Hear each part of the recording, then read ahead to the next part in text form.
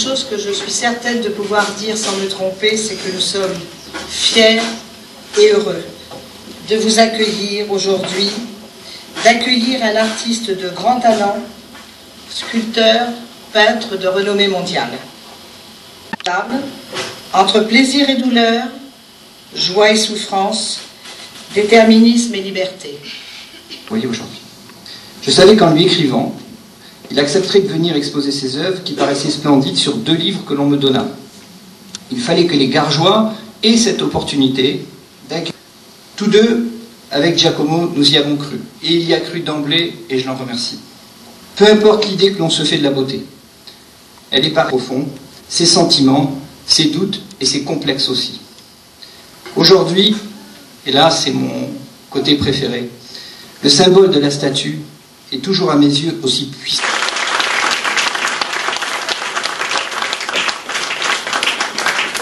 Je crois que devant une telle œuvre, en tout cas lorsque je suis arrivée tout à l'heure, je disais que mon premier mot a été « c'est un éblouissement ». Au nom de la ville de Garges et des Gargeois, je tiens à vous remettre la médaille d'or de cette ville pour l'attachement que vous y avez apporté et l'émotion que vous nous avez donnée.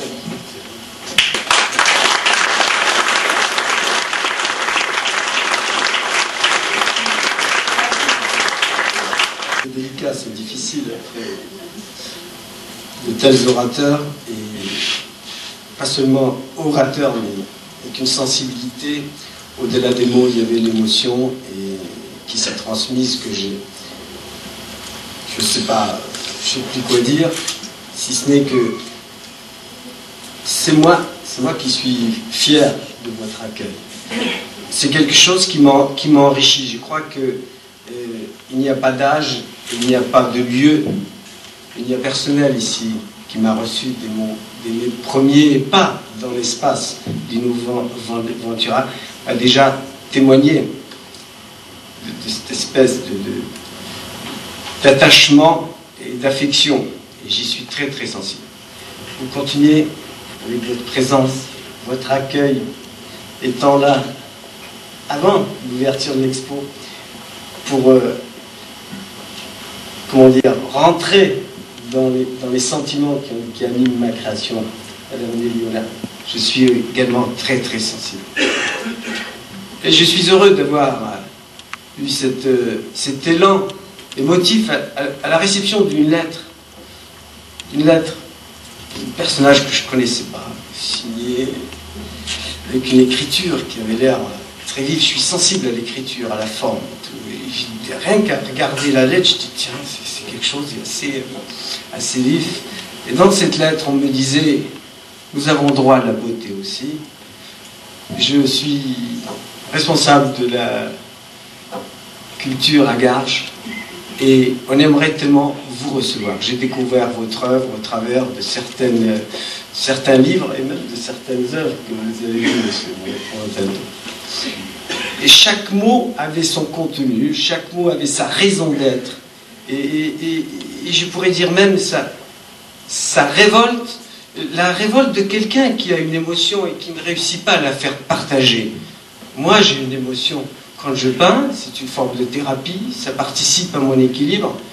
Et de voir ce partage là autour de moi aujourd'hui, c'est quelque chose d'extraordinaire. Dans cette lettre, j'ai ressenti ce même sentiment.